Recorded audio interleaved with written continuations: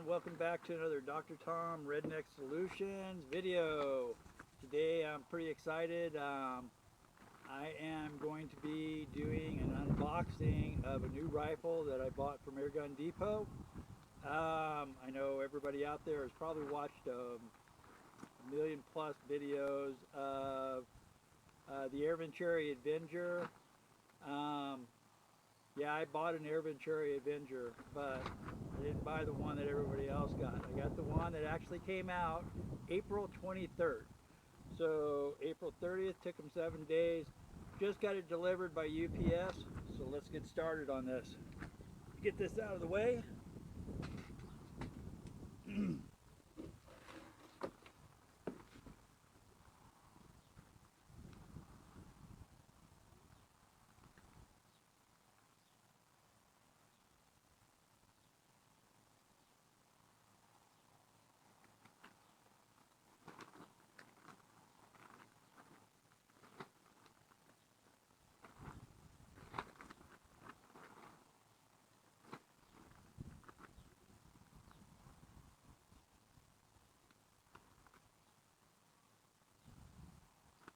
Give me a second here, let me just get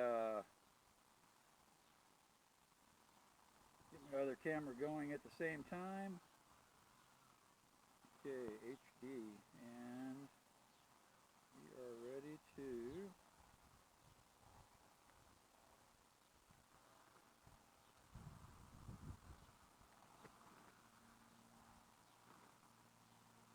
all right, we're ready to record. All right, guys.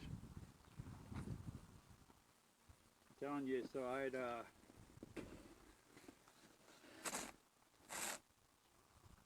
actually been looking at one of these for over a month, and as most of you guys know, it's like with my gauntlet, I did a whole lot of modifications to it, trying to achieve the 60 foot-pounds of energy. Didn't quite make it. Got it up to where low 50s. Put a lot of money into it. So I mean, I believe I've got somewhere a little over 600 now invested into the rifle. So I decided it's like that. I'm done with that project for right now. And don't get me wrong, I love the gauntlet. I think it's an awesome gun. But yeah, I did want to start something different. So I actually started shopping around, found that the Avenger pretty much set up almost exactly like the gauntlet, but all the stuff that I was watching and reading on it, much better power, way more adjustments to it from the factory. So I mean, they've got factory adjustments, so nothing I got to tear apart, nothing I got to do to it. Price-wise, I honestly thought, it's like at the beginning or whatever, it's like I thought this rifle was going to be a whole lot more than what I paid for the gauntlet. It came in literally, it's like, so the base price on this the synthetic stock Avenger, I believe prices in at $349 if I'm not mistaken.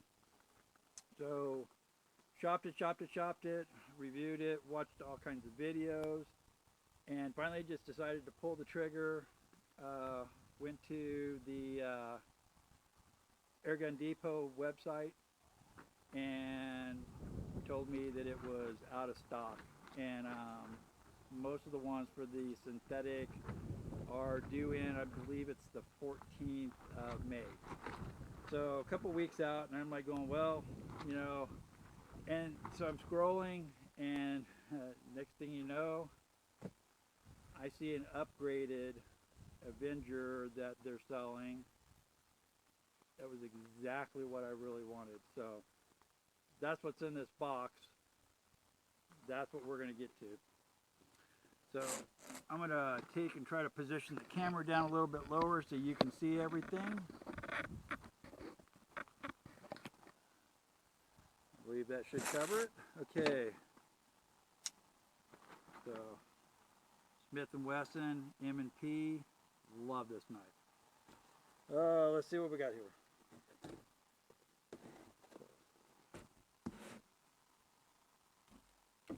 get everything out of my way.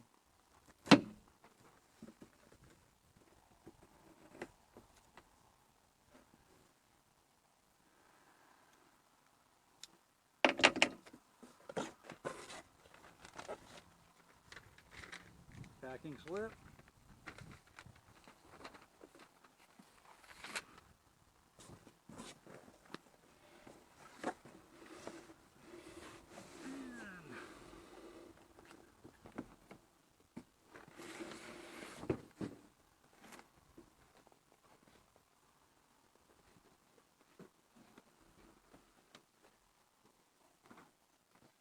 Trip over everything. So the Avenger box. Alright guys, so you see this is the stock Avenger. I open this thing up, and if it's not what I ordered, yeah, I'm not going to trash my camera, but I am not going to be the happiest individual in the world. I have faith in Airgun Depot. I bought several things from them and have never been upset. Alright. And this is it, guys. Let's find the end of this. Oh, come on, it's not too in there. Are you guys seeing what I see?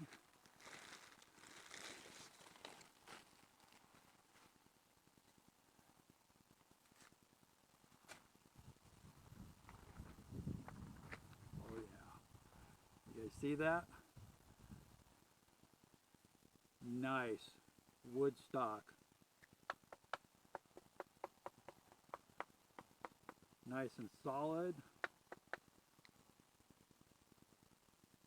Alright, I'm gonna have to actually figure out what some of this stuff is.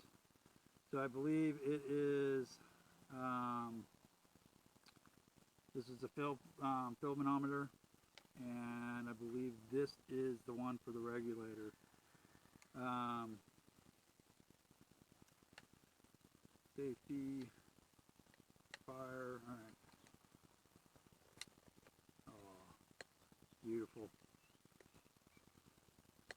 That is nice. Look how easy. The one thing I don't like about my gauntlet. It is a little tough. Alright, so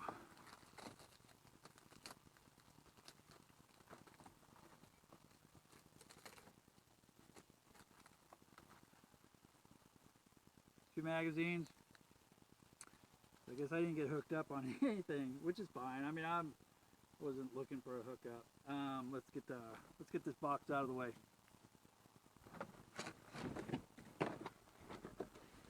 Because if you're like me, I'll never destroy a box. If I want to move, if I want to do different things, I've always got a box to pack everything back into. Alright, so let's get man, it is filthy dirty out here. So I did a little work on the yard. I kicked up a whole bunch of dust. And I needed to actually go over my table. I should have washed it off before I started this video, so it doesn't look like I'm just an absolute slob. All right, guys, let's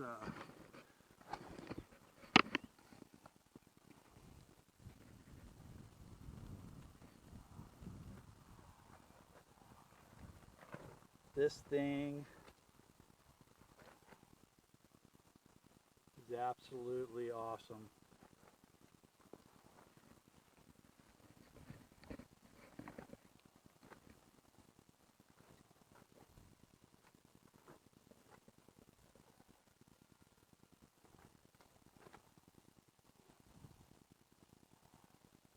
Alright guys, so instead of going through all of the, so this is the biggest major change. Price difference is $80 is what I paid additional for a wood stock. So that was another thing that I did, was I spent a lot of time, my camera on here, so I'm not crooked.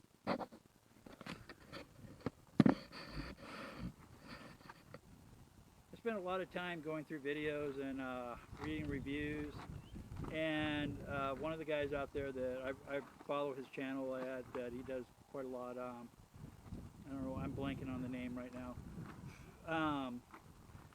He actually built a wood stock for his, so I do not have those type of skills. I wish I did, but I don't, and I'm never going to pretend that I do. It's just easier for me for 80 bucks. Let somebody actually does it, you know, do it right. I like the way that they put the pattern in here for grip. So it's got a nice textured feel to it. So, you know, especially with a wood stock, I mean, this thing, you get this thing all oiled up and like nice and, you know, it's smooth. But yeah, a nice hot, warm, sunny day like today. So I mean, right now it's about 5:30 in California.